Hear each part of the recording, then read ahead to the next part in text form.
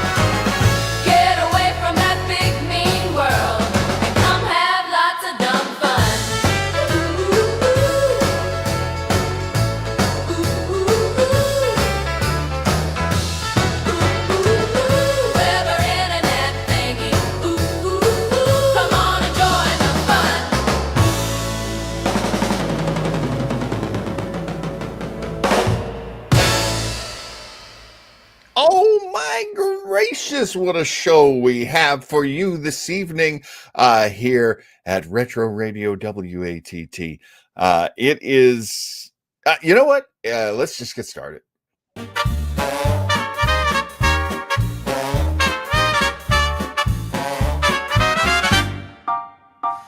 Fun from the past that's built to last. Retro Radio WATT. John and Joe in the studio. Retro Radio WATT. Hey everyone, let's have some fun. Retro Radio WATT. Drama plays from the good old days. Retro Radio WATT. Mystery night, pure delight. Retro Radio WATT. Comedy gold, stories told.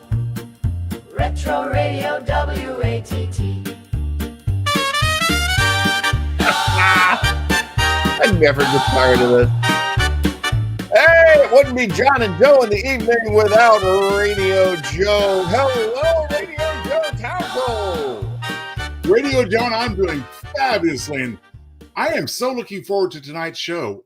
As we'll soon see, we have a special guest to help us check out and analyze it. What promises to be a thought-provoking show of a different kind of thinking, a little bit more complex, if that's the word. It's going to be different tonight. Word. That's a very good word. Now, a lot of the comments from the regular fellas, the usual gang. So we got Scott, we got Chris with us. You guys are falling really hard for the AI generated copy that I put on our advertising. Yes, we are going to examine some secrets of radio, but they are There are specific kinds of secrets. Although I did love some of the suggestions that they had. Scott was saying that Matt Dillon was a tubby little chap. Actually, they're all from Scott. Baby Snooks was a 40-year-old woman. Roma wine was made in a shed in Oxnard. But Chris, rightfully so, did correct him that no, that shed was in Fresno. That's right. That's right. We know our Fresno in this part of the country. We are going to play a show tonight that is regarded as one of the most shameful shows. And then we will follow it up with a comedy. But first, it's a drama. And little bit of history to this whole series, frankly. And I am so grateful to our guest tonight. Somebody that we've had on other shows. We've had him on Retro Rangers, as a matter of fact, Joe. That's right. It's been a while. You knew that, and it's been a damn while. So I want as soon as possible, because I believe he's leaving the continent very soon. So let's bring him in here. Globetrotter, man of the world. Do you know our friend Chris Regan? Hello, everybody. Hello. I'm glad to be brought on for miserable radio.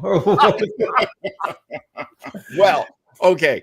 As much as I'm setting this up as woo boy, we will also be listening as a palate cleanser to a show immediately after it. And that show is called Command Performance. It's hosted by Bob Hope with his main guest, Bing Crosby. And those two tear the mother flipping house down. Oh, beautiful. They're out of control. So that's going to be pretty wild. And as a treat to Joe, one of these special guests will be Gypsy Rose Lee. Oh. On radio. I love it. I love a stripper on the radio. Let me tell you something. They knew what they were doing back in the old days. Hey, I've got a vivid imagination. It'll work. It'll work. You know what Gypsy looks like. It'll work. Okay, so the show we're going to listen to first is the radio version of Dr. Kildare. Now, Dr. Kildare had, up to this point, been books, I believe, series of, magazine stories, eventually novels, very popular, then became movies, and then the star, Lou Ayres, ran into a little trouble, and I didn't even know this. Chris Regan told me this. Chris, would you like to discuss a little bit of Lou Ayres' journey? Well, yeah. I mean, Lou Ayres, of course, came to the public's attention starring in Lewis Milestone's seminal anti-war work from 1930, All Quiet on the Western Front. That's right. And turns out he was a little anti-war in real life. I believe he might have been a Quaker, but when World War II rolled around, Lou Ayres wouldn't sign up to join in to fight, but he did volunteer to do the other sort of wartime services that Quakers would do in the Second World War, but that wasn't enough for the studio. So they kind of sidelined him from the Dr. Kildare film series for a while and shifted from the handsome young man to the wheelchair-bound Lionel Barrymore, who had been a supporting player at that point, but then he became the star of the series. I believe they were still called, Kildare's Challenge or Kildare Goes to Washington or something, but they all focused on Lionel Barrymore. And I believe Kildare was off doing war service at the time. And I believe Ayres was either he might have participated in those starvation exercises that some of the Quakers did during the Second World War. Or he might have just been a medic or something, but he sat out the film series. And then after the war, he became a busy actor again.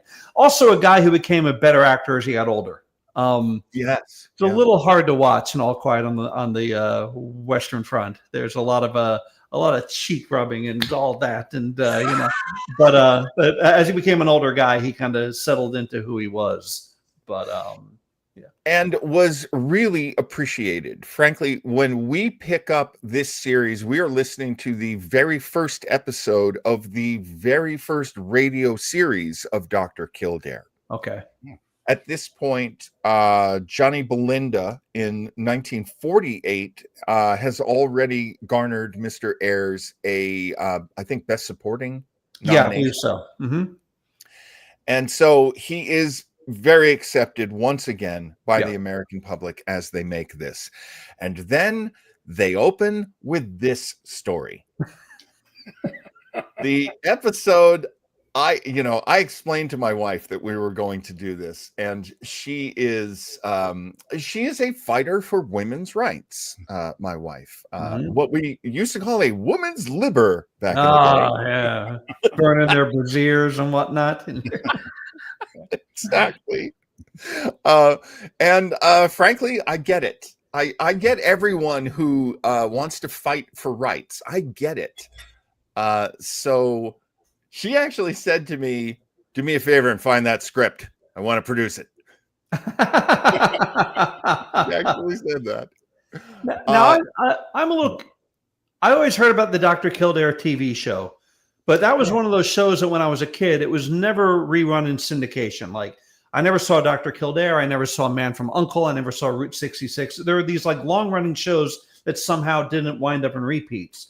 So is Kildare is there something special about him as a doctor, or is he a passionate intern? Is he a general practitioner? Do you guys have any idea? I can take a quick look at my notes. I believe at this point he is the, compassionate young man who lives up to all the idealism. Okay. And by having Dr. Gillespie, played by Lionel Barrymore, Lionel Barrymore, correct me if I'm wrong, fellas. He was Mr. Potter. Yes. And he was actually wheelchair bound by the time halfway through the Dr. Kildare series. He'd taken a fall, and so Mr. Potter really needs that chair that grim, phantasm-looking guy pushes him around him in the movie. Now, my knowledge of Dr. Kildare as a character is limited to my very sparse knowledge of the TV series, which I believe starred Richard Chamberlain. Yeah. Right. Yes, later, yes. Yeah. I mean, for dramatic purposes in a series of this type of, he's got to be like a GP or an MD, whatever. Because otherwise, you got a hangnail? Well, I'm going to refer you to this specialist. That just didn't happen. That's a good point. That's a good point. So we're going to listen to this episode, Angela and Stephen Kester. The episodes in this series were named after the patients and essentially the cases.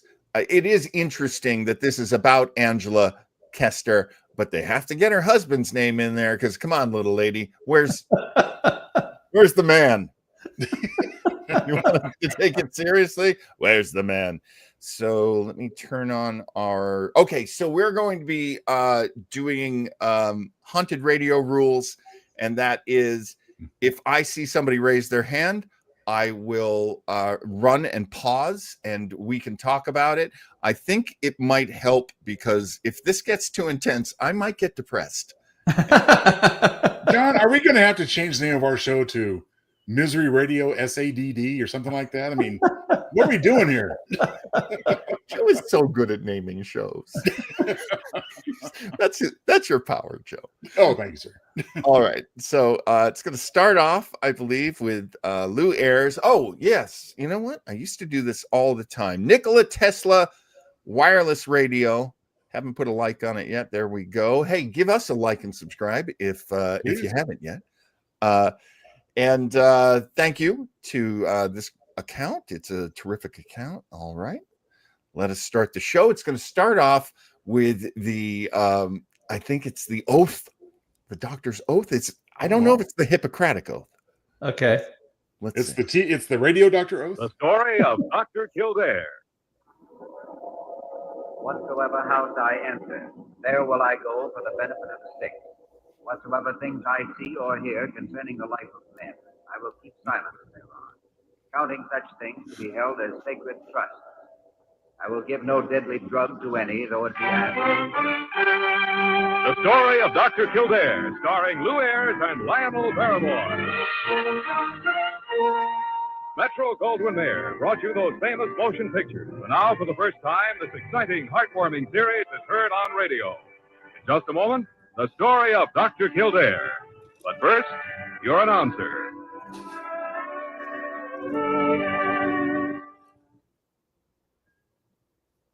Oh, I get one of those. Yeah. No commercial. Now, the story of Dr. Kildare, starring Lou Ayres as Dr. Kildare and Lionel Barrymore as Dr. Gillespie.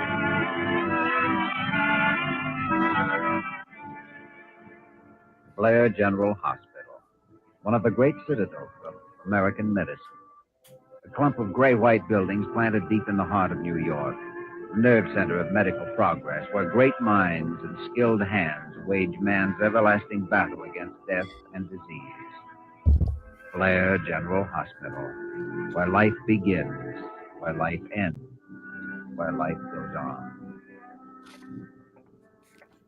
Nice. Good morning, Doctor. You're there. Oh, my, you look tired. Morning, Parker. I am tired. Dr. Gillespie in yet? He's down in the clinic. Ooh, that man. Bad mood. Bad. Oh, horrible. Fine. Let's see now. Dr. Kildare speaks. Hello. Is this Dr. James Kildare? Yes? Who's this, please? Jimmy. Jimmy, this is Angela. Angela Kester. Angela Kester. Well, I didn't know you were in New York. When'd you get in? Last night, flew in from Chicago. Jimmy, I must see you right away. It's important. Well, I won't be off duty until Jimmy, tonight. it's an emergency. I've got to see you now. Hey, you do sound worried. What's the trouble? Dr. Jimmy, please. Something terrible's going to happen. It's mine. He's sick. Well, who's your doctor, Angela? I haven't any doctor. Not anymore. Oh, Well, no. please. But, Angela, my work here at the hospital, I can't Please, possibly. Jimmy. 612 East 73rd. Believe me, I'm afraid. I'm terribly I afraid. don't understand, Angela. You're afraid of what? He wants to kill me. I know it. He even wants to kill me. Wait a minute, You've got Angela. to believe me. Oh, please, hurry. 612 East 73rd. Is that right? Yes, All right, Angela. I'll be right out.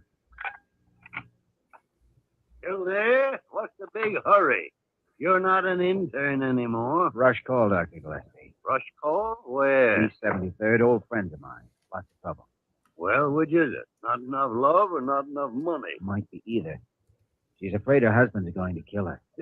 So that's enough to keep a woman's mind off her housework. Uh, Well, nosy Parker. Why do you keep on busting in here all the time? Oh, Dr. Kildare. Parker, if anyone wants me, I'll be at the home of Mrs. Angela Kester. Oh, all right, Doctor, but just a moment. Parker, I'm in a hurry. But there's a man. He just came into the reception. He wants to see you. I'm sorry, Parker, He but says I... his name is Kester, Stephen Kester. Uh-oh.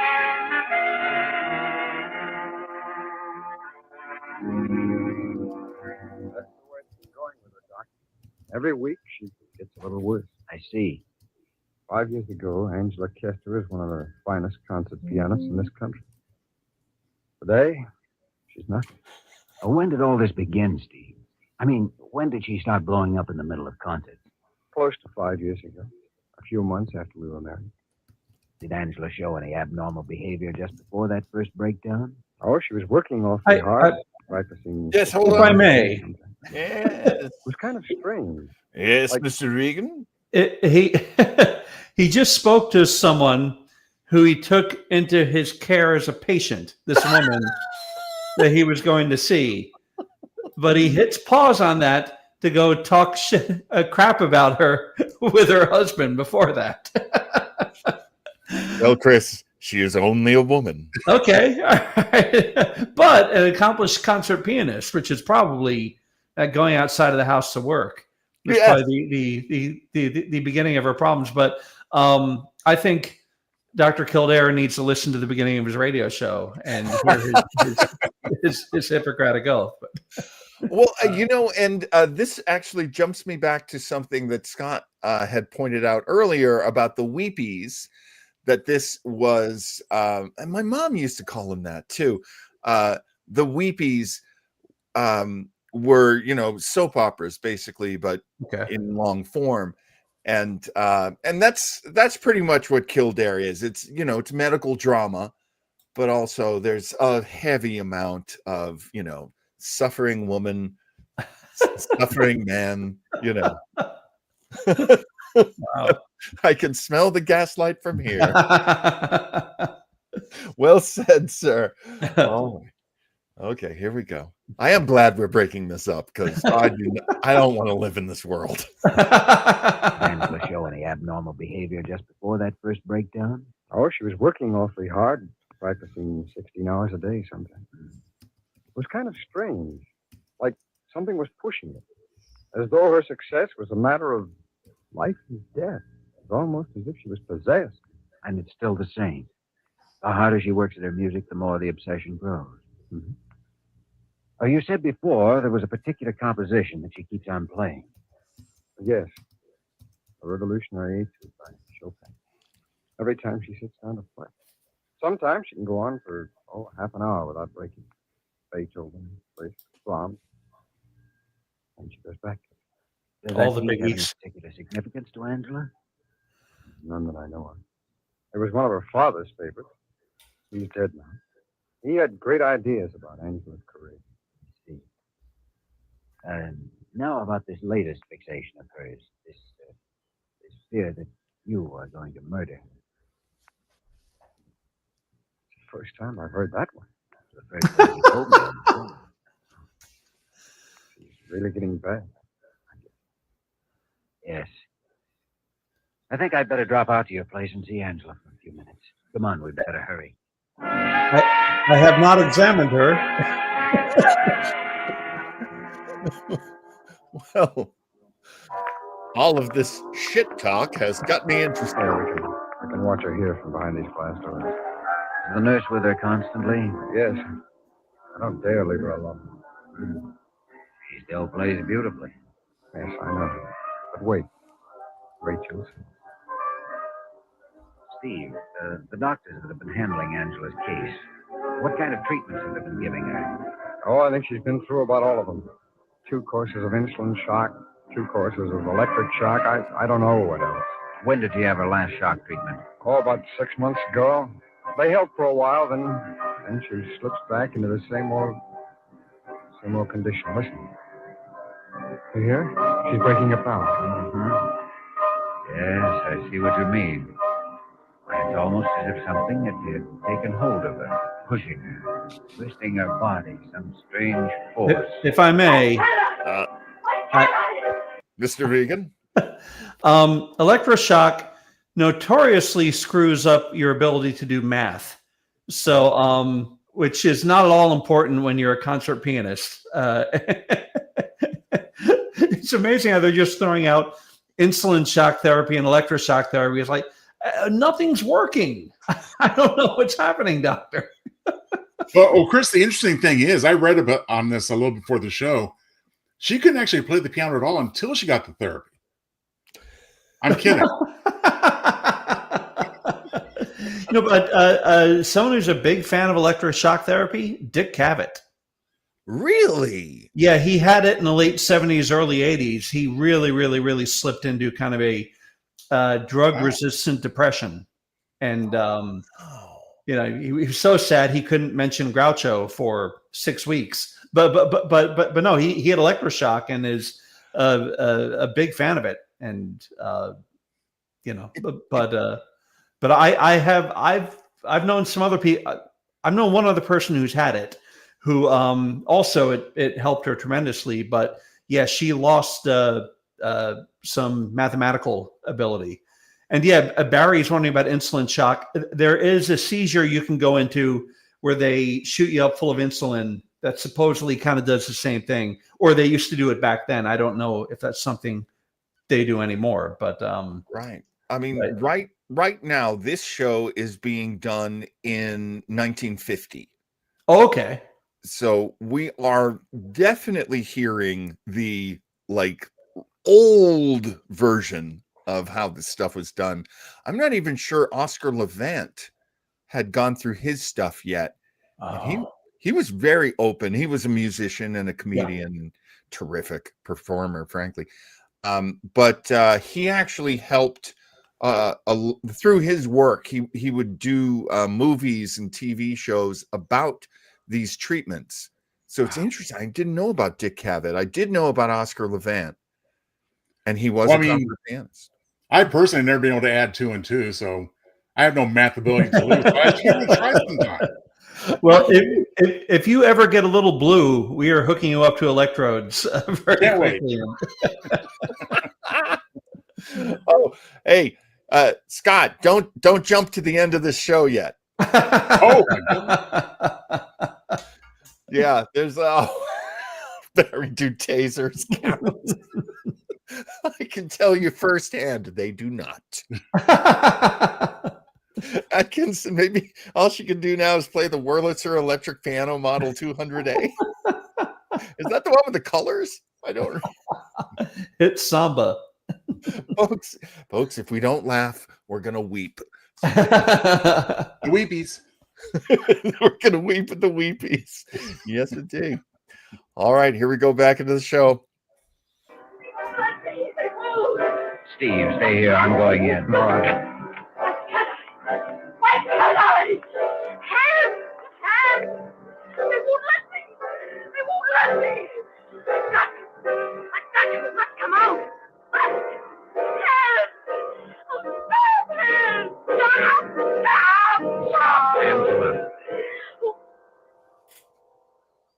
Oh, Jimmy! Jimmy! Oh, Jimmy! All right, Ann. That's all right. Nurse, I'm Dr. Kildare, Blair General. Oh, yes, sir. Are there any sedatives in the house? Yes, sir. Grain and a half a second off, please. Yes, You didn't bring your own sedatives? What's happening to me? My hand. Can anybody help me? Can anybody help Yes, me? Angela. I'm going to help you. Don't be afraid. Jimmy, my hands. They won't let me. They're trapped.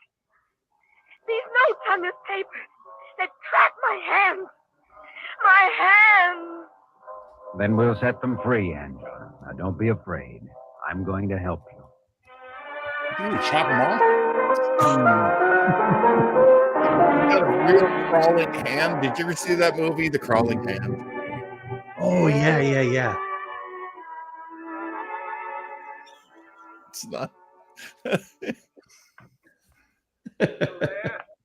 you? Yes, Dr. Gillespie. Ah, sit down, Jimmy. Sit down. Here, sit down. That broad still have the vapors? Women. I think it's high time somebody told you this. What? You've been going too hard. Ever since you got back to the hospital from the army. Oh, now, let's not go over all that again. And as we will too. Just because they appointed you a resident physician, that doesn't mean that you have to do all the work. You know how short-handed we've been, how many patients we have. Yeah. Short-handed. You go on out and take on more. Look, Jimmy, you've just got so much energy to spend in one day, and that's all. Now you're going to tell me I need a vacation. That's exactly what you do need. Mm-hmm. Listen, Jimmy, you've been a doctor long enough to know you can't save all the lives in the world. Sorry, Dr. Gillespie. I can't take the time off. Besides, I've got the research work on leukemia to do. And that paper for the medical institute. And besides that, you'd hate to be away from that beautiful nurse, Mary Lamont. Huh? Go on, admit it. Oh, your spies are working overtime. They're always working overtime. You haven't dated Mary Lamont for 3 weeks. And that's a late bullet. Why haven't you? Oh, the Angela Kester thing, I guess. Takes a lot of time. Well, why did you take the case in the first place? You don't have enough to do here, huh? You have to go out looking for work. Doctor, until her mind got sick, Angela Kester was on her way to becoming one of the greatest concert pianists in the world. I'm convinced she can still be one of the greatest pianists in the world. Yeah, well, that's fine. How do you go about curing her? Not sure yet. What's your diagnosis? She's suffering from a neurosis, obsessive compulsive superimposed paranoid tendencies. Jeez. I have to give you credit. When you pick a bad one, you pick the worst. Oh God. I do want to mention that at this point, I think I'm right about this, that all anyone knew about psychology was what they would read in the newspapers and the magazines. Like, there wasn't a lot in pop culture that carefully explained it to you. Yeah, and I think it was certainly strictly an urban coastal sort of thing. People who went to their analysts, if you will. But yeah, I imagine that there'd be a lot of people listening to this at this time in 1950, sort of like, tell me more about this brave new world we're hearing about. Well, Yeah. plus, the unfortunate thing is that if you put his lengthy diagnosis into layman's terms, he just basically said she had cramps. No big deal.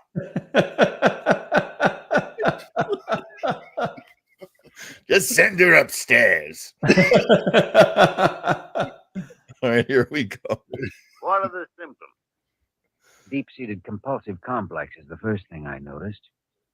See, Crazy. Angela had one of those fathers who wants great things for his children, whether they want it or not. He was a second-rate Freudian. pianist himself, but he was determined Angela would reach the top. I guess he impressed her with that as soon as she was old enough to understand. Her father was a widower, didn't have much money, but he spent every spare dollar he could get on piano lessons for Angela. Evidently, he made her realize how much he was sacrificing to make her a great artist. And he grew out of all proportion in her mind. Right. And by the time she was 10 years old, she was afraid to be a failure. She had to make it. There was no other way.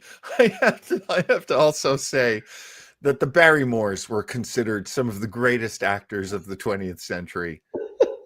What did he ever play Frankenstein? That's what it sounds like. He's kind of pulling himself up to every line. It's like every line is being lifted out of a chair very heavily. I just, if I may jump in with a very quick John and Lionel Barrymore story. Yeah. 45 seconds, I'll tell it. Oh, Might be apocryphal, but I love it. But John Barrymore was getting divorced, and all his divorces were big public scandals, and the trials and the press was always there, and he was getting divorced from a woman. On the first day, Lionel Barrymore and his sister Ethel Barrymore showed up and sat in the front row to show him support. And John Barrymore was seated in the chair, took his and the attorney for the plaintiff came up and said, "For the record, Mr. Barrymore, could you please state your occupation?" And Barrymore said, "I'm America's greatest living actor." And during a recess, Lionel and Ethel, actors, came up to him and said, "Hey, what the hell was that all about?" And he replied, "I was under oath." Now, I really hope that story is true, but it probably isn't. But One of my favorite Barrymore stories. It was when Drew Barrymore was on the Arsenio Hall show. And this is right near the end of Arsenio's show. It was kind of falling apart, and she was talking about her addictions, and Arsenio asks, "Really? Were there addictions in your family?" The Barrymores. Yes, Arsenio, there were addictions in the. You don't have to know anything. Okay, all right. Maybe that's why his show was going off there shortly thereafter. Honestly, I think he wasn't reading the notes they were giving him. Yeah. Point. That would be common knowledge, wouldn't it? Maybe not. I would think so. Or any of your family actors. So you were the first actor out of your family, huh? All right, so here we go. When did it first show on the surface? Oh, 5 years ago. Angela was about 22 at the time. The night before she was to sail for Europe for a concert tour, she had a recital at Carnegie Hall. She went to pieces. Oh, too bad. You spotted the neurosis, all right. Obsessive compulsive. What about the paranoid tendencies?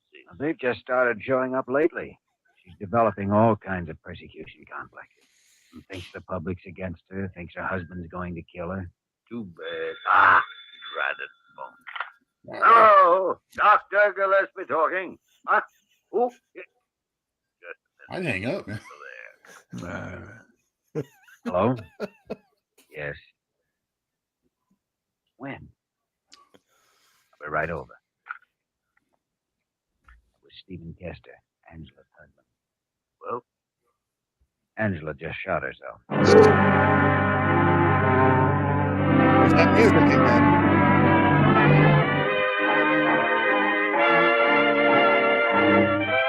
I didn't get a harumph out of that guy.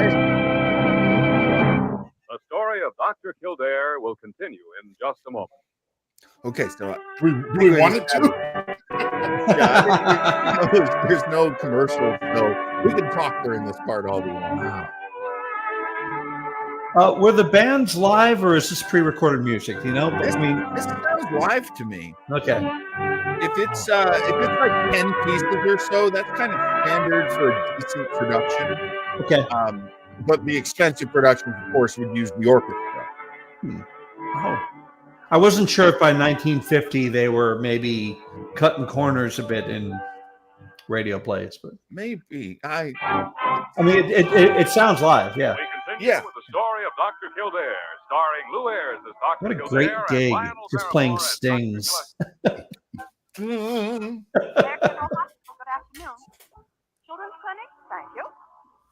General Hospital. American Hospital, good afternoon. Who? The New York Times. Well, I'm sorry. Mrs. Kester is still in surgery. No, sir, no report. Blair General Hospital, good afternoon. Dr. Gillespie's office? Thank you. Hello, it's Dr. Gillespie. Dr. Gillespie's office, Nurse Parker. Willingham.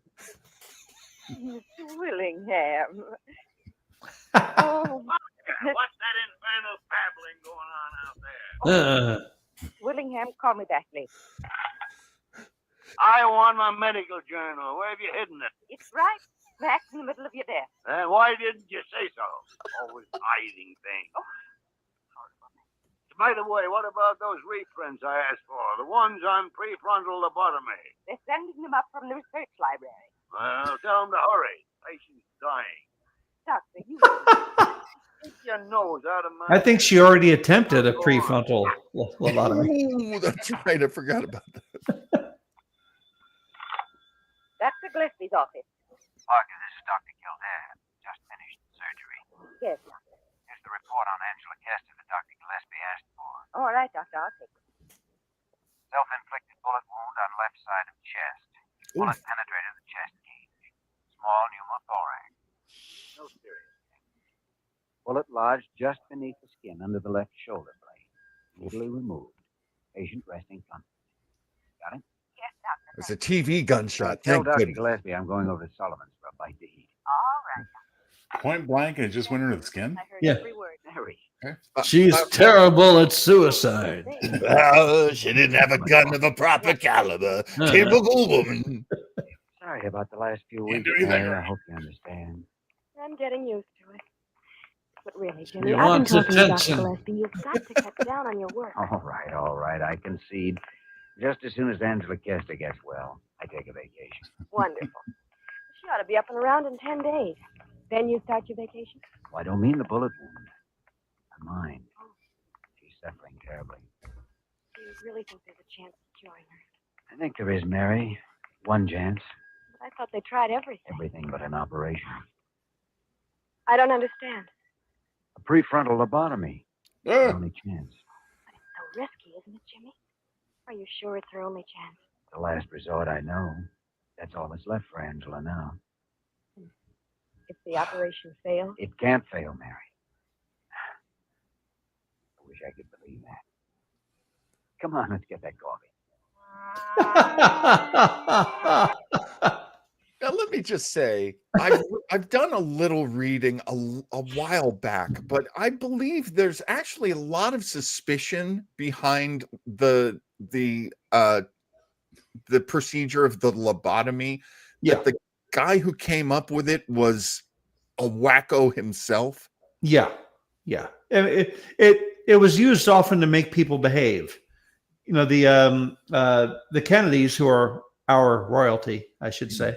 Yeah. There was a sister there who was apparently a lesbian, and they lobotomized her to kind of keep her in line. She was that sister who was always in various institutions, but they gave her a lobotomy when she was 16. And Frances Farmer, the actress, also got one. Although apparently there's been some debate about how much of Frances Farmer's story was true, you know, in terms of what she actually went through at Hollywood's hands, and she didn't play by the rules, and they gave her a lobotomy, blah, blah, blah. But yeah, it seemed after a while, it was just like, ugh, we have this family member who's just kind of a pain in the ass. Like, I've got an idea, you know, and then they, it worked on McMurphy and Cuckoo's Nest. Yeah, you know, so great minds think alike. Scott says, in all seriousness, both my parents worked at the state mental hospitals in Alabama, and lobotomies were still being done into the early 70s. Yikes. Do they do them at all anymore? Is it allowed? I don't know. That's something I should have researched for the show. I can't imagine that they have been for some time. I feel like in the 70s, it became extremely widely considered a terrible, barbaric thing. Yeah. I mean, I can tell that because I watched a lot of TV and movies and stuff, and it became the villain. It became, that's what villains would do, is the lobotomy. But unfortunately, this is in a this is 1950, so it may still be considered brave new medicine. Wow. Boy. Okay, here we go, back into the story, folks. More than halfway through.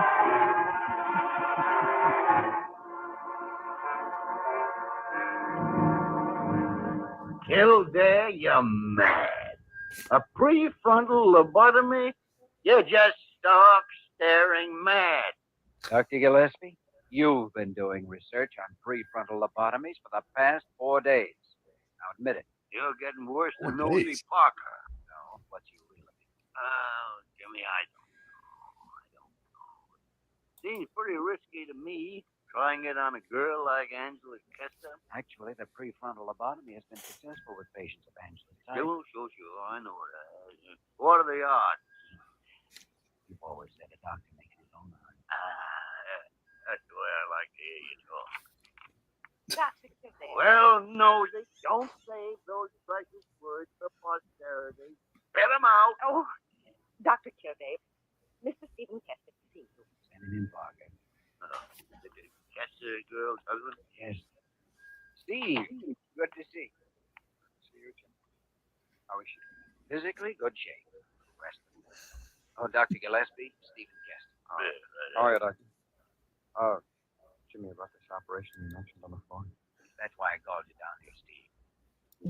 I think it'll cure Angela. But we've got to have your permission before we go ahead. I don't know. What's it going to involve? I'll try to make it as brief as I can. Angela's mental trouble, her obsessions, her fears are centered in this part of the brain here, see? Just inside the upper part of the forehead. The frontal lobes, we call them. But how could an operation cure that part of the brain? It wouldn't. Our only concern now is to cure the whole brain by permanently isolating those frontal lobes from the rest of the brain. Oh, how is that possible, Doctor? Well, it's comparatively a simple operation, Kester. An opening is made in the skull just above the frontal lobes. Oh. We insert into the brain an instrument called a leucotome. Mm-hmm. With that instrument, we sever the white tissue which connects the frontal lobes to the rest of the brain. That's what we call a prefrontal lobotomy.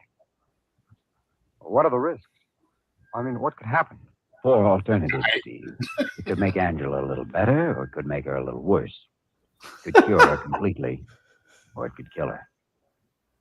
Jimmy, what would happen to her if she didn't have the operation? We couldn't try any more shock treatments. She's already had the maximum. Her system wouldn't take it. And without treatment, Kester, more suicide attempts, deterioration until she's hopelessly insane. The operation's a last resort. You'll have to make the decision. We could force an orgasm. I recommend it. Still there? Jimmy, operate.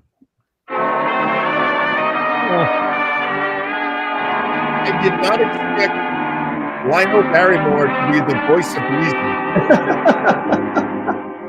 Yeah, Dr. Kildare is You ready now, stampeding Jimmy? towards us. Yes. Say a prayer, will you, Doctor? Scared? Yep. So am I. Let's go. Is Kildare going to perform it? Yeah, these guys aren't qualified. Dr. Long, is the patient ready? She's anesthetized. I've given her sodium pentothal. He's super All doctor. right, Come on. proceed. Yes, doctor. Well, it's not All like right, it's Jimmy. brain surgery. Oh, wait. Scalpel. Sponge. Hemostat. I don't know what that is. Silver clips. Oh, silver. How's that wound, Kildare? Bleeding's controlled, wounds dry. Stapler. Yes, Yes, doctor. retractor. Periosteal elevator. Dr. Long, Yes, doctor. ready to proceed with the osteotomy. Her condition still good? Blood pressure down, 90/68. Pulse, 88. Respiration, 24. Wish I had those. Lamont, Yes, doctor. tree fine. Have the water syringe ready. Yeah, forget statin drugs. Just do this. Forceps. Good work, Jimmy. Nurse, careful with the skull I didn't there. know you were behind. All over. Scalpel for dural incision. Eyes, quickly. Yes, doctor. Dr. Long, how's her condition? Blood pressure was down, 90/68. Supplementing saline solution with blood. Pulse, 90. Respiration, 26. Blood pressure rising. Ready to proceed with the lobotomy. All right to proceed, doctor. Wow. Nurse, Yes, doctor. the leucotome. It's Ready with the Lipiodol syringe. Ready, doctor. talking softly. Localized perfectly. Easy. Got to go slow. Easy, big fella. Butterfingers.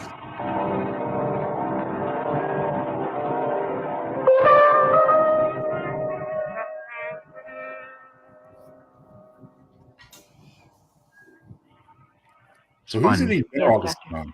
Very little bleeding. Fine work, Jimmy. Fine instrument. Nurse ready to close the wound. Number 60 silk for the dura. Skull disc. What wound? Well moistened. Skin sutures. Yes, doctor. Sterile dressings. Everything all right, Dr. Long? Condition's good. Thank you, Doctor. Thank you very much. That's Good not work, his name. Kildare. We just call him Dr. Long. Jimmy, you've done yourself proud. You better wait and see, Dr. Gillespie.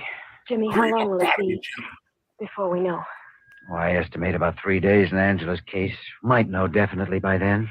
You mean She might be a total potato in 3 days. If she isn't cured, Mary. If she has to live out the rest of her life a hopeless lunatic.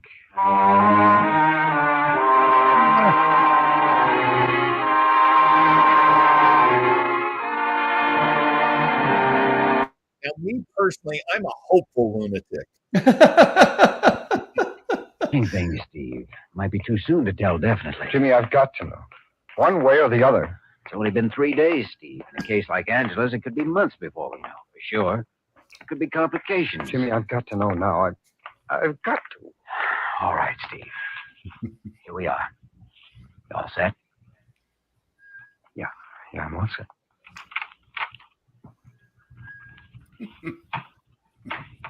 You just woke up. Now go over to the bed, Steve. Let her see you. All right. Don't say boo.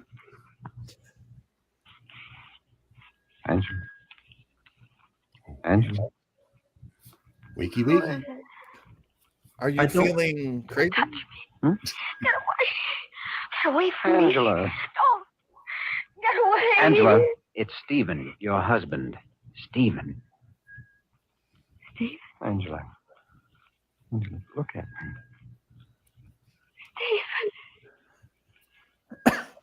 Stephen. I don't want to work outside the home anymore. You're all right. Angela, you're cured. You're a trad Jimmy wife G is now. cured. She'll tell you, Steve. Work on that waxy buildup in the My kitchen. hands. My hands. They're free, Steve. My hands are free. Give me a baby. That's right, Steve.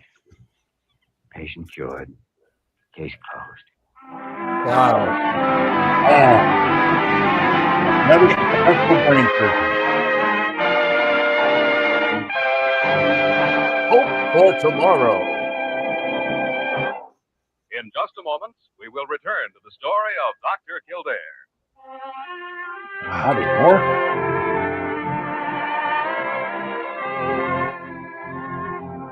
And this is what our grandmothers listened to. Wow. I mean, I wonder how many people walked away from this with like, maybe she needs a lobotomy. At the end of Have the we day. tried a lobotomy yet? I heard on the radio.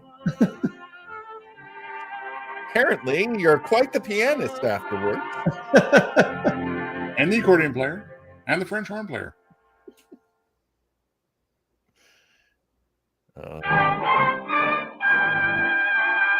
Now, once again, the story of Dr. Kildare, starring Lou Ayres as Dr. Kildare and Lionel Barrymore as Dr. Gillespie. Actually, it was quite soon to have the permanent results of the lobotomy operation. Some cases take a good deal longer. Kildare, this shop talk's boring me. If you'll excuse me, I think I'll go over and heckle Dr. Carew. I think he's trying to impress something. He's actually saying he's going to go heckle a doctor. I mean, time I've ever seen Dr. Gillespie in a tuxedo. Probably flag. Oh, look, Angela's sitting down at the piano. We hear chopsticks.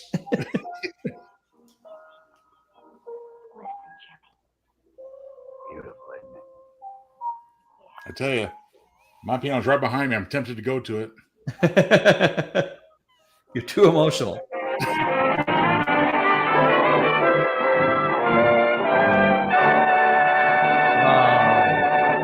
So this is how they did the Stepford Wives. Dr. Kildare, starring Lou Ayres and Lionel Barrymore.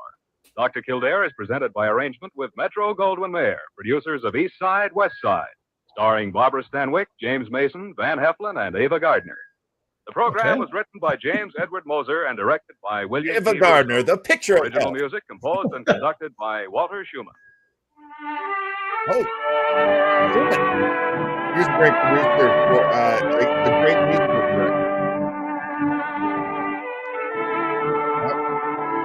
That explains everything. They gave Catherine Ross a lobotomy. Wow. Would you like some coffee? Well, there you go. Boy, oh boy, oh boy. I'm not sure it's as harrowing as I thought it was going to be. It would ridiculously harrowing, unfortunately. It's pretty. I mean, a lot of Dr. Kildare has a lot of power there. Yeah.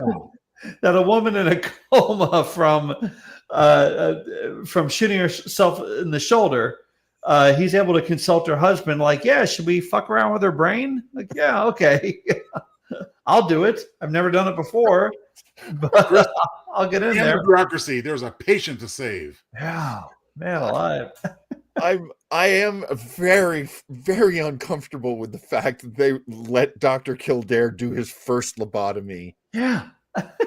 It worked. On a friend, too. Which is really weird. She called him seeking help.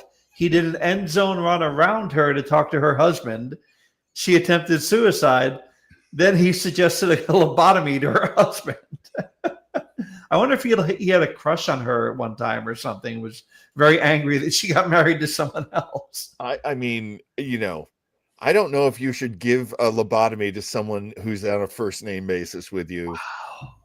But I'm not sure I'd want a doctor that everyone calls Jimmy. Jimmy John and Chris, I would let you, either one of you, perform brain surgery on me at any time. Well, if you forget your place, it might be a thing. Where we'll I got have a to whole do set of sig knives you can use. it. If you start getting moody. I catch you kissing a girl. Wow. How long was that? How long were shows like that at one time? Half hour. Half hour. Okay. Wow. That's something. Half hour for that one, because the soap operas were done on the cheap, and that's why they mostly had an organ as their music. But okay. something like this was a little more, like when we were kids and Marcus Welby was still on, and Medical Center, and the Doctors. And sorry, Joe, I saw you laughing. Is there something? It's just my stupid mind always at work. I mean, Chris planted a word in my brain earlier in the show, and you started to say, you used the word organ. I was hearing something else start with orga. I did. Did you guys ever see Boardwalk Empire? Yes. Steve Buscemi. There was the Gretchen Mol character who grew madder and madder eventually, and she was sent off to a clinic where she was given a hysterectomy because she was crazy. And I have read about like forced orgasm therapy and stuff like that. And do you remember the movie The Road to Wellness? Oh, The Road to Wellville with Matthew Broderick and that was all Mr. Kellogg's crazy sort of anti-masturbation. By the way, can I use this language on StreamYard? Of course. Oh, okay, okay. I didn't want you to get kicked off YouTube or anything, but no, I always click the button that says "This is not for children." Okay, all right. I'm pretty racy. I don't know if you guys have noticed or not, but one of the cleanest guests we've ever had. It's interesting. The world of the half-hour drama. I mean, The Bear is a drama. They call it a comedy. It is not a comedy. It is a drama. But like before that was there like Adam 12. Was that the last half-hour drama on TV? Maybe. I mean, I know the ones that came after under Jack Webb that were hour-long, like Emergency. Yeah. And you mentioned The Doctors. I remember my sister, when I was a kid, used to watch Days of Our Lives, which was an hour-long soap opera, and that was followed by The Doctors, which was a half an hour-long soap opera. But it's been a long time since like the world of half-hour drama has been explored. John, I know we typically have a Townsel takeaway in our other show that airs on Tuesdays, Match Callers, tune in. Okay. But I have one for tonight, if I may.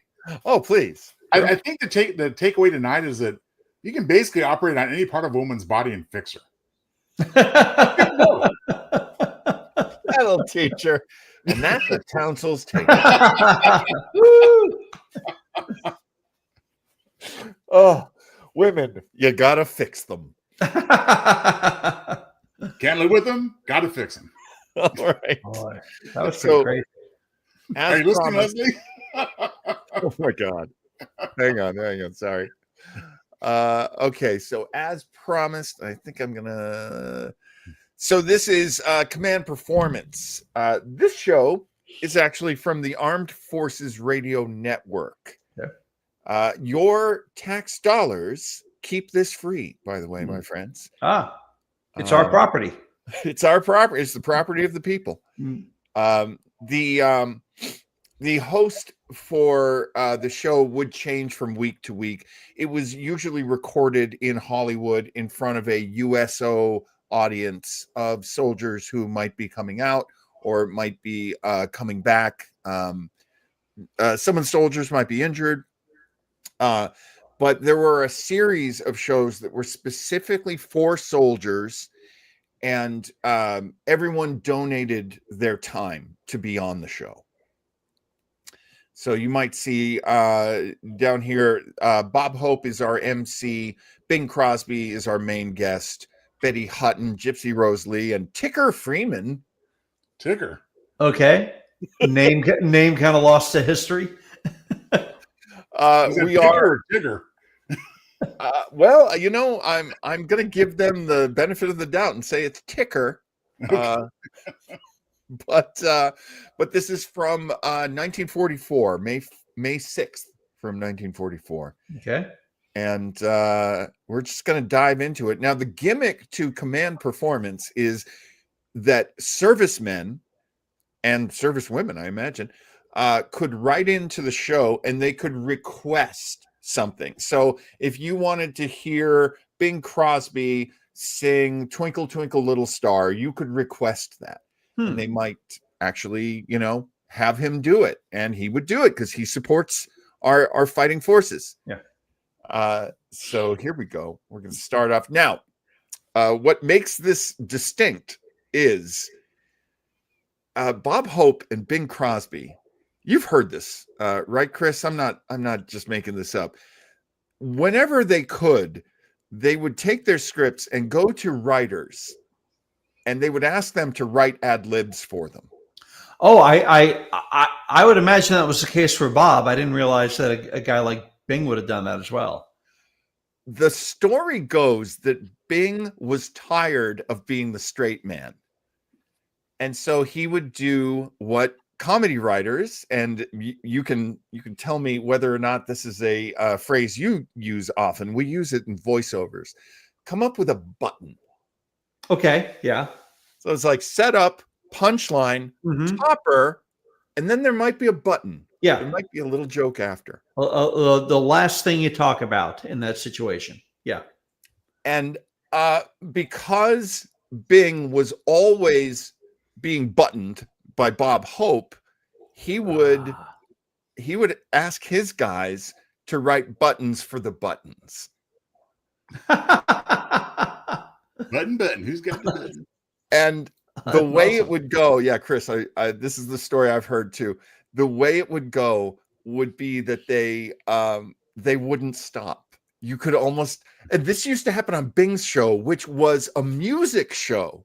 Anytime Bob Hope was on, they would go too long because the guys wouldn't stop telling jokes. Nobody wanted to give it up. So this apparently, I'm told, was an out of control show that the censors were absolutely peeing their pants. Kind of like this one. And do you think these guys had scripts in hand while they were recording this show? Okay. Yeah. The story I was told was everyone would get the same script, except Bob and Bing would have their own version. Ah, okay. And there would be jokes slipped in, and there would be things penciled in. And the censors, of course, are like, oh, well, we're done with page 2. What are they doing? Why are they still talking? Wait a minute. The next line is Marilyn Maxwell's. What are they doing? Yeah. Enough front sell. Let's get into the madness from 1944. This is Command Performance.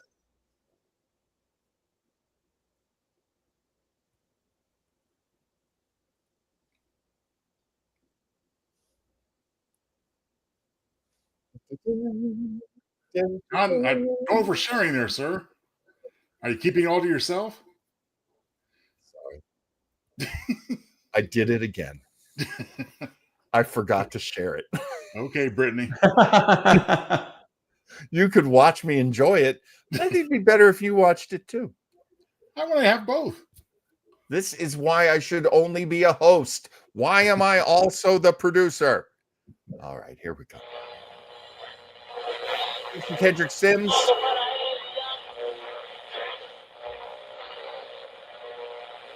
All right, thank you.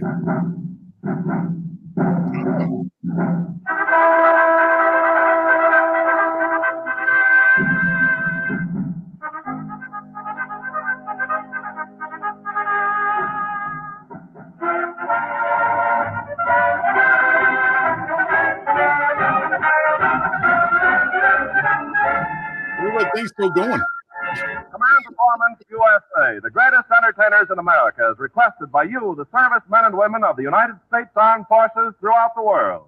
Command Performance, presented this week and every week till it's over there. Okay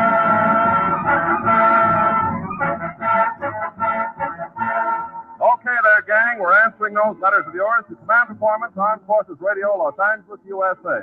And get ready to duck because we're throwing the book at you tonight. Incidentally, the APO and FPO numbers, the personal column, and the screwball nicknames are filed down to a nub this evening. There's just too much clam bake for 1.5 hour. Yes, sir.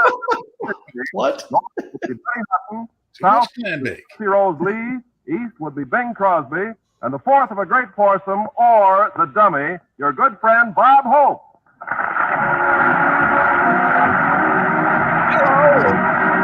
Wartime Hope. Oh, our show's run long. It's too much clam bake, Billy. Thank you very much. Hiya, fellas. This is Bob Command Performance Hope, telling you soldiers that sweater girls sometimes fool us guys, so don't let them pull the wool over your GIs. Sweater girls. Yeah.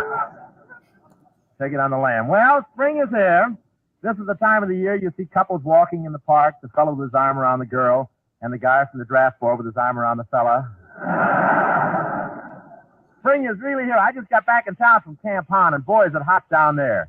You should see the major's summer uniforms, just an oak leaf. It's really wonderful.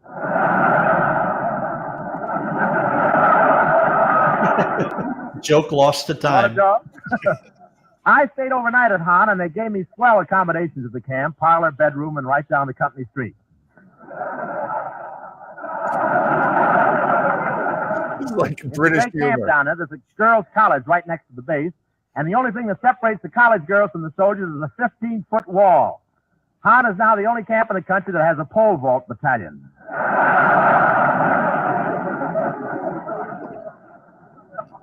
I went 14 feet myself, but they have a great camouflage unit there. It's the first time I ever saw a tree walk away from a dog. Okay. All right. That's good work.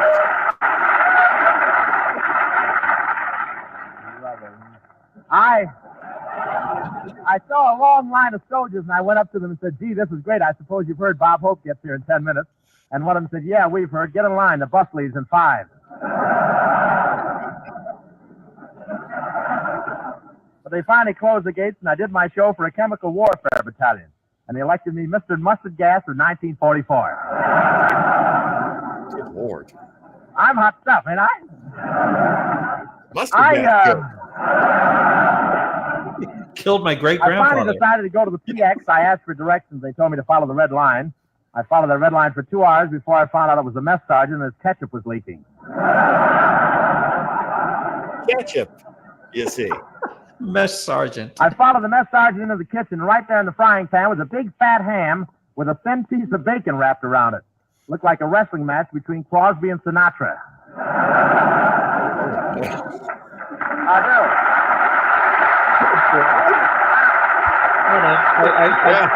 I'd like some clarification on that. Hang on, Regan. Yes, sir. Who's who there? Crosby's got to be the ham, I would think. I mean, Okay. Sinatra was famously thin back then, Yeah. as we learned in Bugs Bunny cartoons. Yes. So is he the strip of bacon, or I think Sinatra's the bacon and Crosby's the ham, and which I never Okay. really perceived being a hammy actor, but maybe he was considered to be. I don't know. okay? If you'll remember back to the road pictures, Mm-hmm. typical jokes between the two of them would be both of them accusing each other of being fat. Bob Hope accusing Bing Crosby of being Methuselah, of being like the oldest human alive.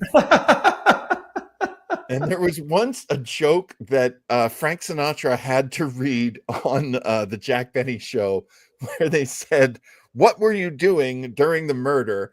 And Frank Sinatra, Frankie, very young, says, "I was having dinner." And that gets a laugh because everybody was like, he's so skinny. Okay. And then Jack Benny says, "What did you have for dinner?" And Frank Sinatra says, "A raisin." And then the topper is, "Boy, am I stuffed." Commit to the bit. It's wafer thin. And that's kind of like classic of the time. Like, yeah. So there's going to be a lot of he's an old fat ham about about I'm totally on board. I just want a little clarification. I didn't realize I knew so much about these two, but I know a thing or two. I wish we were robbed of this Bob Hope in our youth. Like, That's you know, true. I would watch every special of his in the 70s, and you look back at it now, I'm like, oof, boy, Yeah. he's just going through the motions here. But there's like kind of a nimbleness here, and he's just really enjoying himself. And when because I think he was born in 1899. I think he's a 19th century guy, like I believe so. Like Humphrey Bogart and Fred Astaire. But Yeah. by the time he was in his 70s, he'd given up, but he was going to stick around for another 20 years after that. I don't know if you remember Dave Thomas from Second City doing his Bob Hope. This is wild. It was wild. It was wild. Thank God. He would do the 1950s Bob Hope. Well, folks, I'm over here, and boy, do I love playing with this Chihuahua. And then he'd do the 70s Bob Hope. Well, General Westmoreland and I were playing golf. Pause. General Westmoreland. Oh, that's awesome. All right. Here we go. Back into it. The Hammond, it appears. There you are. You banding my name about again? Well, it's old Happy Throat Bing Crosby. How about that, huh? Butt knife. How are you, Dad? How are You didn't have to come formal, you know. No, I slipped into something real snappy tonight. Slept in the stable again. Go ahead, take it. What brings you to command performance at my line, Harry? Yeah. I came on my usual conveyance, astride one of my steeds. Late again, huh? By the way, Bing, how are your kids? Oh, they're fine. Oh, another standard joke is that Bing Crosby owned racehorses and they never won. Okay. I was like, oh, I rode one of my horses. Oh, no wonder you're so late. Yeah. The only horse breeder in the world who raises his own jockeys. Hope, I've been hearing strange things about you. I heard that you're playing havoc with the literary world. Rumor has it that you've just written a book. Yeah, surprise? Nauseated. What do you expect me to do, turn green with envy? What's the difference? With the clothes you wear, it'll never show. Tell me, old boy. Old boy, when does this varicose volume of yours hit the stand? When does it do? In about 2 months. That's good. Give the publisher plenty of time to get out of the country, huh? Who is the brave publisher? Simon, Suspenders, and Schuster. I've heard of Simon and Schuster, but who got Suspenders into the firm? Schuster, he doesn't want to be caught with his pants down.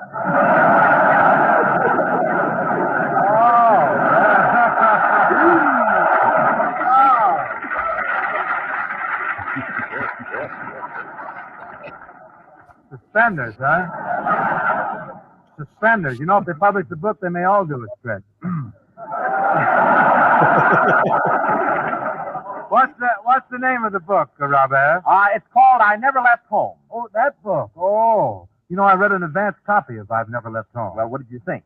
Leave home, old boy. Well, let's get away from this trivia, eh? Cleaver kisser? I feel like singing tonight. I feel like Nelson. You look like him, too. Of course, you're a little dumpier around the shortening bread. Not through here? But if you must sing, go ahead. I'll go out for a smoke. Go ahead. You'll find the butts a little longer down by the bus stop.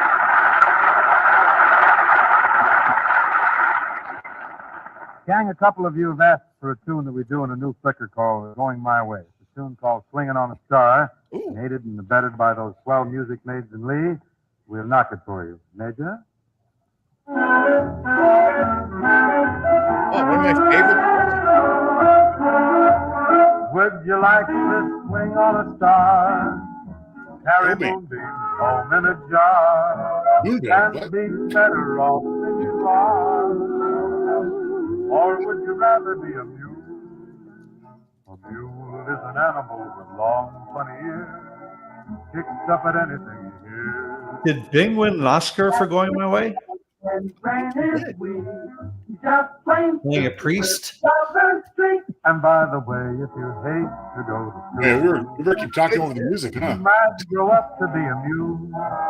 Or would you like to swing on a star? Carry moonbeams home in a star. We're talking over the song. Be better off than you are. Or would you rather be a pig? Pig. A pig is an animal with dirt on his face. His shoes are a terrible disgrace.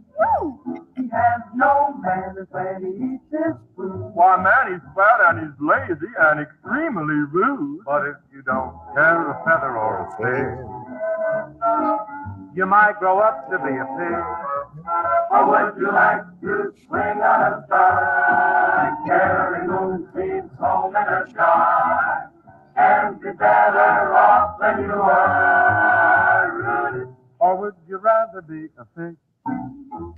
A pig won't do I'm sure a lot of favorite parts of that. You can't write his name or read a book.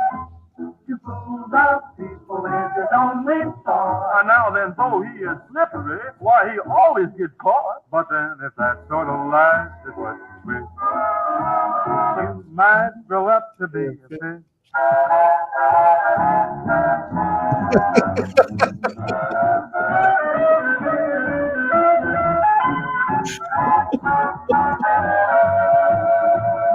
You kind of jumped up slippery fish, and all the monkeys are in the zoo. Every day you meet quite a few, so you see it's all up to you. You can be better than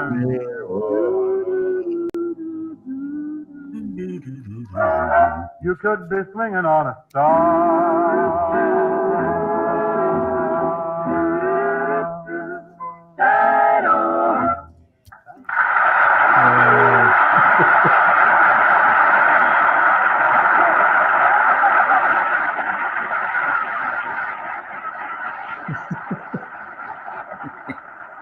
Thank you, Music Maze and Bing. Well, fellas, this is a good time to bring on our next guest. My publishers have urged me to associate with nothing but the literati, and so I deem it a pleasure and a privilege to have you meet one of the greatest figures in the world of letters, Miss Gypsy Rose Lee.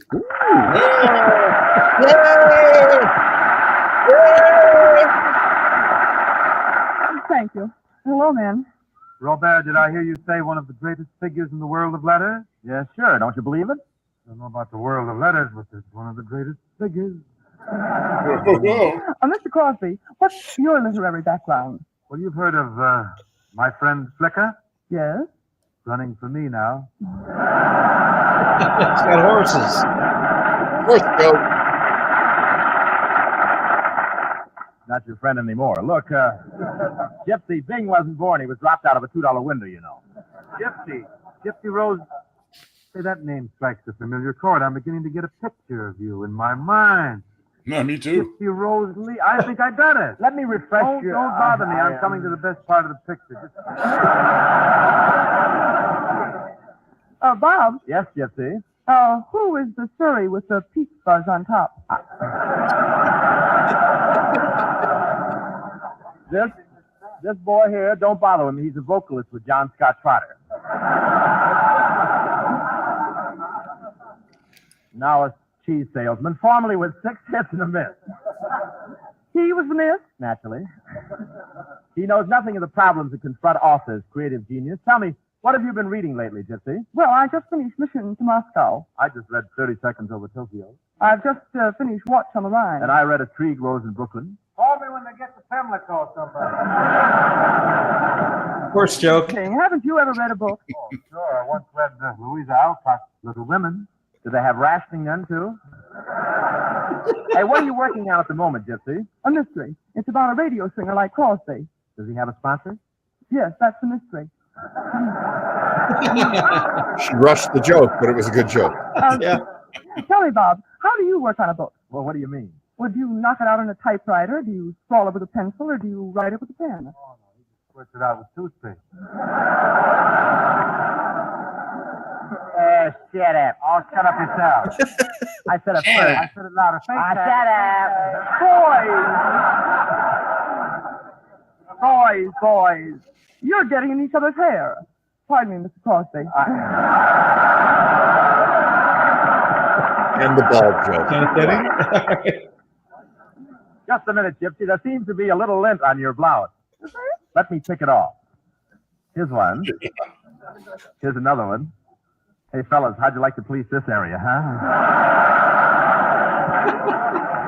Don't start putting his loose threads. On an intellectual level. Intellectual level. Fine chance. You're only talking to a lad who's 3 installments behind on flat top. Did Tracy joke? You shouldn't talk that way. Bob is the intellectual type. There's only one thing that stopped him from not finishing college. What was that? Not finishing high school. I like Gypsy Rose Lee. College. He went to Ohio Normal. When he came to California, he wasn't.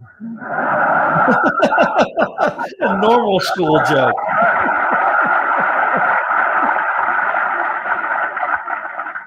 Oh, that dingo is my bosom friend. Look at it. Come to think of it, he does have a bay window. And Bob, I noticed you have a bay window. Really? Yes? Hey, I feel like a tea kettle between two pots. Well, Gypsy, it's been fun comparing literary notes. Maybe someday we can collaborate on a book. I hope so, Bob. Thanks. Maybe someday we can collaborate. I don't write.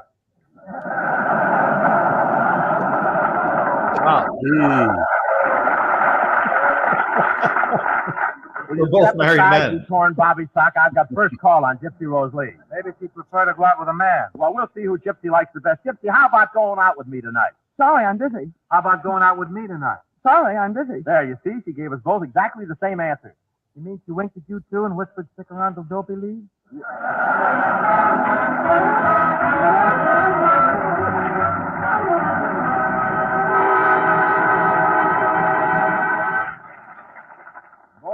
Boy, Gypsy Rose Lee, and now Betty Hutton. What a night.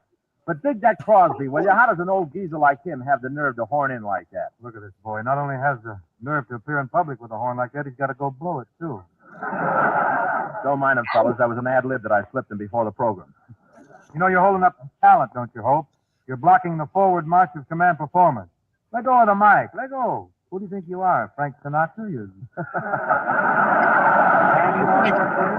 Okay, Dad, okay, come on. Let's you and I go have a nice, quiet Mickey spin and let you have it fling, huh? Got your adrenaline? Fellas, one of your all-time command performance favorites singing Pigfoot Pete, Betty Hutton. Hey!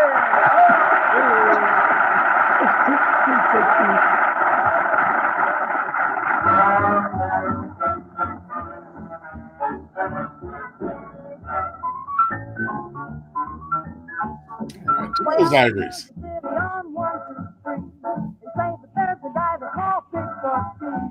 Piano by ear.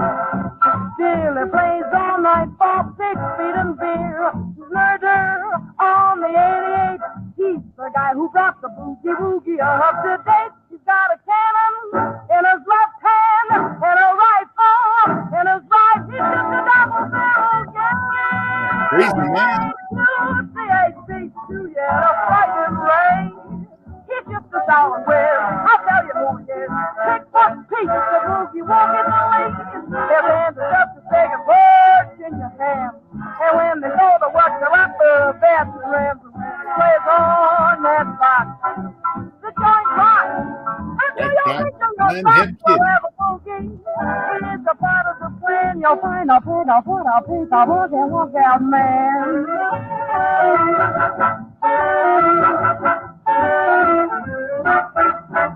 Way out in Kansas City on 1, 2, 3. They say that there's a guy they call Pigfoot Pete. He plays piano by ear. Till he plays all night for 6 feet. By the way, don't read about Betty Hutton's life if you want to stay in a good mood tonight. Oh, good Lord. He's got a cannon in his left hand and a rifle in his right. He's just a double barrel gun. And he shoots the 8 feet to get a frightened rain.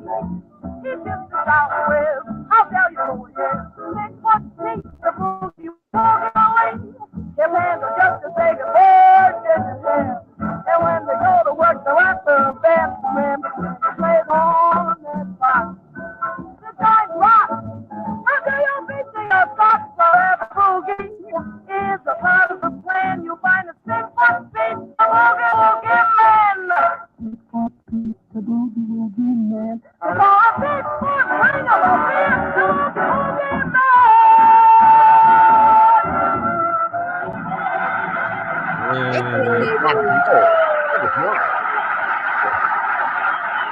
Credit where credit's due.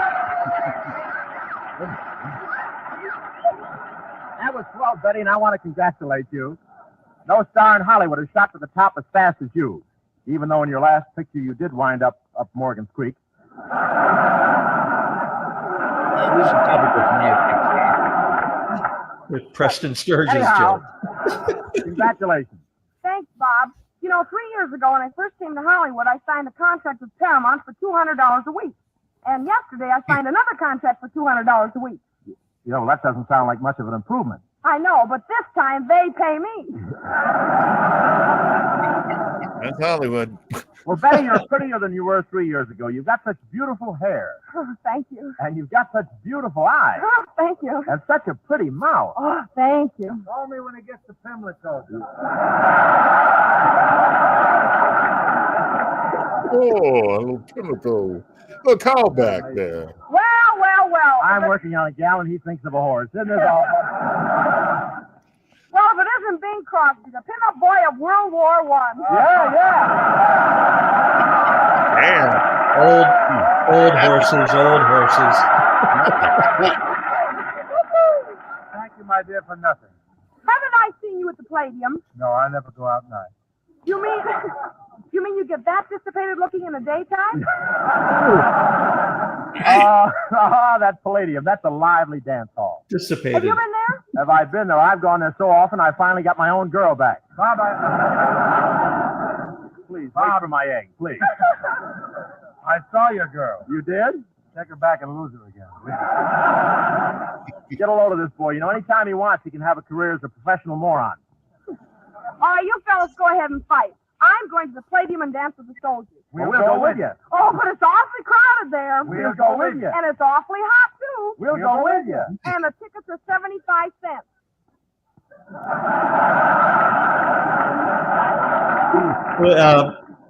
Bob Hope is a year older than Bing Crosby. 1 year. Yeah. He was born in 1903. Bing was born in 1904. Well, thank you, Dad. Oh, what a tireless tomato that is. Oh, brother. Vitamin D with legs. Stick around, Betty.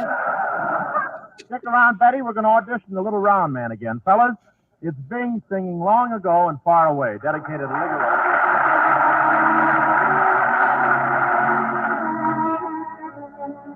Oh, here we go. This is the tearjerker. It's the one where you think about home.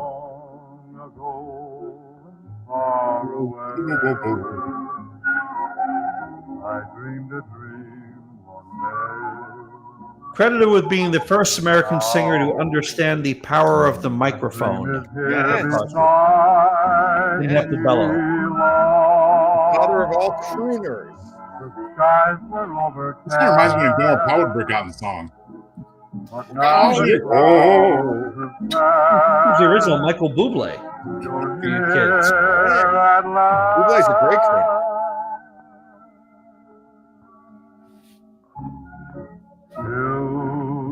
Run up and down my spine. Aladdin's lamp is mine. Wow.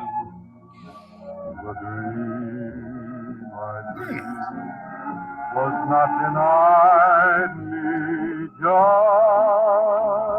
one Sing it, look, Dave. and then I knew that all I longed for long ago was you. Great band, great orchestra. Was Bing sing the Rumble Boy with David Bowie? What's he doing right now? Smoking? He's swaying.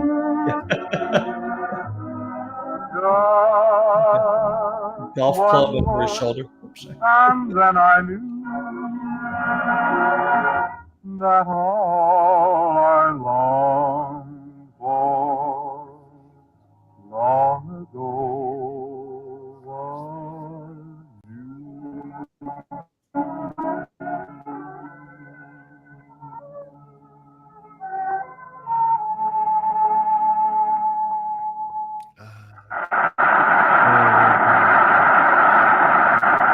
Go back to making fun.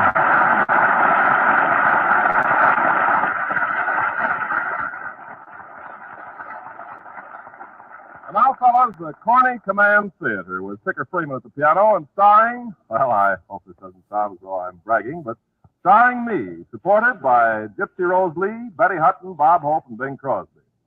Now, the action, what little there is, takes place in the schoolroom. As noted in paragraph 3, section A, I play the most important role, the school teacher. Bing is my pet, fine scholar, grand boy. The other three are problems. Do we know who this is? Problem children. John Betty Wilson. Hudson's problem is boys. Okay. Gypsy Rose Lee's problem is boys. And Bob Hope's problem is, well, if you must know, Bob Hope. All right, children, the class will come to order.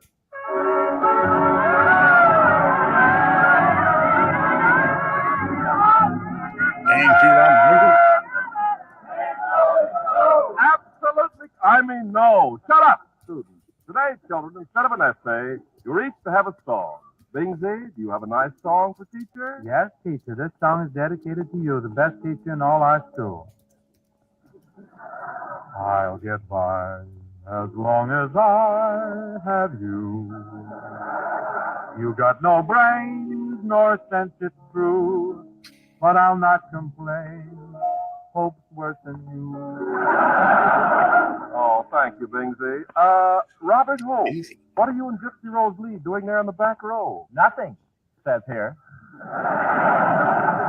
Children, I hate to bring this up, but I'm hearing bad reports about your nightlife. Betty Hutton, you were seen at the Savoy Bistro after curfew last night. What have you got to say for yourself? Did I get thinking at the club with a boy? Did I get thinking I was Myrna Lloyd? Boy, did I get thinking at the club with a boy? Closed caption just gave up on that. Don't shout like that. You're not doing my hangover any good. Couldn't do it justice. Hey, Pete, I saw that Robert Hope and Gypsy Rose Lee at the wrestling matches last night, I guess. Why, Robert, is that true? Yep, won 2 out of 3 falls, too. Yeah, Hope, why don't you quit school and go back to your old job in the sausage factory, eh? I'm waiting for an opening at your nursery. You know, Stork played at 6 o'clock every Thursday night. I hear you sing on the radio, and to me, it's a lousy end of a perfect day. Yeah, what about Tuesday night? You go on the air at 7, and by 7:30, all the world is waiting for Red Skeleton.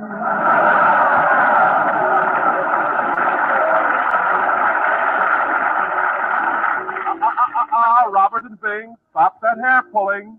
Hair pulling. Trying to get a grip on that noggin is like grabbing a hold of a wet doorknob. Listen, you. Watch your gab there, Flab. You know they can still haven't got all the waste fat they can use. They may tap you for a few items. Said stop it. Win the war with them. Stop it. My. Face tag. That's all. I want to see you wearing your hips on your knees. Boy, you want to upset everything. Now, children. Where are we? Children, gather round, teacher. We'll have our final examination music. I'm going to give each one of you a problem, and you're to answer with an appropriate song. Now, Betty, suppose that Bing and Bob both want to be your sweetheart. What would you say? They're either too fat or too old. Oh! They're either too old or too fat and old. Correct, Elizabeth. Now, Robert, you're in the back row of the theater, and Gypsy Rose Lee is doing a striptease. And just at the crucial moment, the lights go out. What do? I run like heck for the front row and wait. Wait? Yeah, you know. When the lights go on again, all over the joint. Excellent, Robert, excellent. Now, Gypsy Rose, just when the lights do go on again at the crucial moment, you see Bing Crosby standing there with a gleam in his eye. What do you sing? I want my mama. He wants a mama. He's old enough to be my papa. Why, you children are positively brilliant. So far, 100%. Now, Bing, my boy, you're in the projection room at Paramount, and you see Hope in a picture to be sent to the boys overseas. What do you do? Say a prayer for the boys over there. I'm sorry, but I must have things to say after school. Oh, gee whiz, you mean I gotta write my name 1,000 times, Dan? No, Bingsy. We want you to answer a few thousand command performance letters asking for a pretty girl who's like a melon. Okay, gang, here it is. A pretty girl is like a melody that haunts you night and day. A little Bing look. Just like the strain of a haunting refrain, she'll start upon a marathon and run around your brain. You can't escape. She's in your memory by morning, night, and noon. This will stick it to Hitler. She will leave you and then come back again. This makes the saltpeter in your food go down Pretty easier. girl, just like a pretty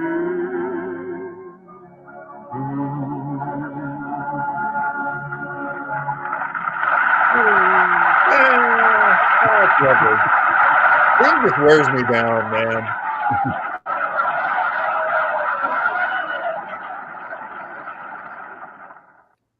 Oh my gosh.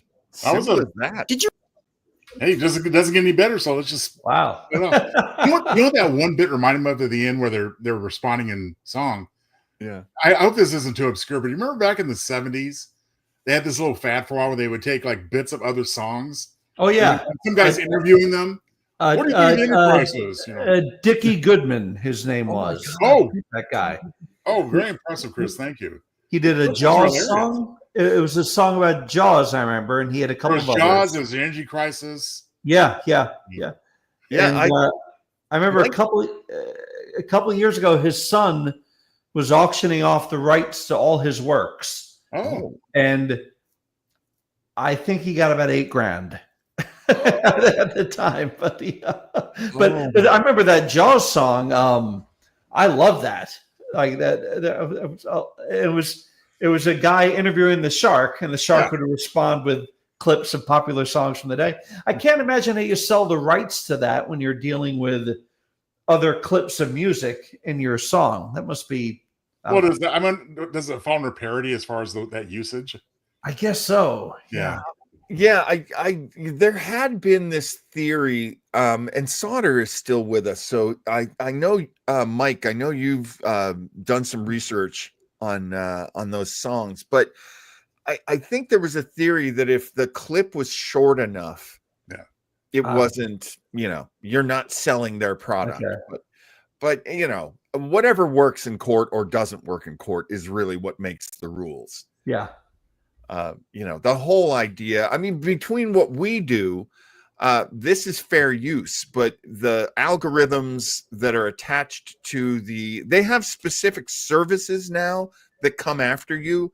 It's not even like Universal or Warner Brothers that comes after you. It's like a third party that they hired, and they pay no attention to the rules. So we get copyright hits on things like the background music in a radio show might be from a popular song. We'll get a hit for that song. It's like, by no means was that song, featured or given away for free. Yeah. Or even when we get something that where the work itself, the film or TV show or whatever, is in the public domain entirely, we still have to be a little concerned about whatever music might be in it. Yeah. So, right. Yeah, this happened to Chris. Like, Chris is friends with the guy who wrote Tremors. Okay. And so he was given permission to write a book set in the Tremors universe, and they came and got him. They took his book away. Chris. Oh, I didn't know that. I'm sorry, Chris. Mike says Dickie Goodman was pre-sampling, so the record labels looked the other way. If someone did that today and got attention, they'd get sued. And there was also ASCAP and BMI licensing, which every radio station had. Yeah. And every TV station had. And that's why I always love to ask people, like, do you remember back when they'd be like, okay, here on local sports, we're going to put up the high school, the results from the high school football games. And like underneath it, they're playing the Star Wars theme or something. Well, I just love it, thinking back to as Chris pointed out, the Jaws version of the Dickie Goodman work. And so, Mr. Jaws, do you like your human meat raw? That's the way I like it. Do you remember there was a song? I don't think it had anything to do with Jimmy J.J. Walker, but there was a song called Dynamite. Wow. And that was like, how are you going to beat Jaws? Dynamite. we have to resuscitate that long lost art form, us guys. We were lucky in so many ways, folks. What did he do besides? Because he had other songs. What was there besides the Jaws one? Do we remember? Or? I just remember the Energy Crisis. Also, there was one about the Energy Crisis. That's interesting. I remember there was one called Mr. Kong that went with Mr. Jaws because the King Kong remake. Oh, okay. In 76 or 77? 76. Yeah, somewhere around there. But the very first one I ever heard was about astronauts. And I just remember like, what are those pills? How are those meals in pill form? How's that? And I remember, yummy, yummy, yummy. I've got love in my tummy. I was like 5 years old. So that permanently in my head is like one of the funniest things I've ever heard. Man, that was high level humor there, baby. Oh, you do an ET song. Wow. I wouldn't be surprised. That's a desperate attempt to keep the fire going at that point. Yeah, he was petering out about that time back around 82. God, we talked Dickie Goodman.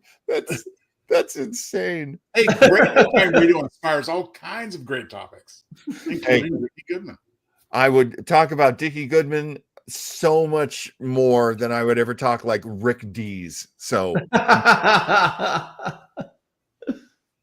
oh yeah. There was a flying saucer one. Yeah, that's right, Scott. That's right. Wow, look at us. Well, I gotta tell you guys, and John, you don't have to put the banner up. But another minor Townsel takeaway tonight is I never expected to, as much as I enjoyed the second piece and was amused by it and laughed, I didn't expect that the first show would be even funnier. Oh, that's crazy too. Well, Obama, maybe we should need to take old Betty Hutton away for a lobotomy.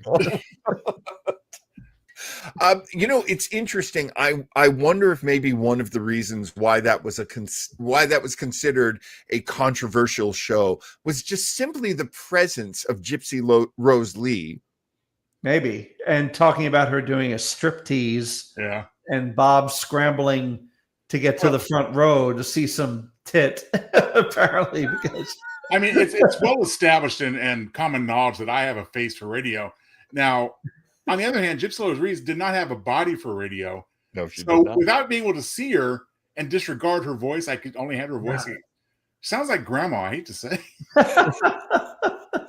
She kind of knew her way around the joke, though. She she was keeping up with the guys. I feel like somebody like Gypsy Rose Lee, who wanted to be taken seriously, because she did write or co-wrote I feel like she probably practiced, she probably looked at her 7 lines and like really worked on them. Needed a little work on her timing, but Well, I'm sure she inspired Tracy Lords later. Go to the mainstream. Maybe got some help from her sister, the actress June Havoc, who was Mrs. Fred McMurray for many years. I'm going to sound like Joe Franklin right now. Oh, Lord, how did that happen? And of course, great June Havoc, a wonderful superstar. Fred McMurray, film noir, tough guy, turned America's favorite dad with his 3 sons. America's favorite dad that worked about 3 weeks out of the whole TV season. Amazing schedule that guy had. Yeah. Incredible. You hear about that. Everybody was acting with a board for the rest of the season. The tennis ball. Hey, why's Fred not here? Well, at least we've got, hey, what are you kids doing? Can you imagine? Well, Chris Regan, thank you so much for joining us this Sunday night for this. This was a great time. Thank you for having me. You're a huge part of that, Chris. Thank you. Absolutely. And thank you for watching. If you are watching this later, thank you for getting this far into the show. What a wonderful thing you've done. Everybody in the audience, thank you so much. Great comments tonight, as usual. And next week, we are coming back, Joe, as Retro Rangers, correct? That is correct. Retro Rangers next Sunday. And we will be bringing to you it's public domain, and I cannot wait, the great Sherlock Holmes movie, The Woman in Green. So we get to see Sherlock on this show on Retro Rangers. Wow. Exactly. So and that is, I believe, a Basil Rathbone and Nigel Bruce. Nigel Bruce. Those are the two right there. Yeah. Yes, Christopher Plummer's uncle, Nigel Bruce. Oh, I didn't remember that. Mm-hmm. Yep. Christopher Plummer is like the Kevin Bacon of his time. Yeah. He worked with so many great actors. If you just go with Plummer and then spin out, you're going to find some great stuff. Was there a 6 degrees of Christopher Plummer then? There should be. There definitely should be. He and Bill Shatner were good friends, were they not? Oh yes. Shatner famously filled in for him at the famous Canadian Shakespeare Festival, I think, playing Hamlet, because Shatner was just an understudy and Christopher Plummer got sick, and Shatner stepped up, and it kind of made his career in the Canadian Shakespeare scene. Anyway, so. I always like to remind people, hey, you can make fun of his acting, but he was one of Canada's great Shakespearean actors. Yeah. A little bit of respect. If you want to see a great classic episode of Retro Rangers from, 2 seasons ago now, look it up on the Weber Internet thingy. That guest starred Chris Regan, who is very much a Shatner that's right. Expert, and had a lot of great things. So find it. It's worth the look. Was that 2 years ago now? Wow. Holy God. Year and a half. Season 1. We're now in season 3 of these shows. So we've been going quite a while. Yeah. All right, friends, here we go. Thank you again, Chris. Thank you, everybody. Thank you, Joe, as always. And good night, folks.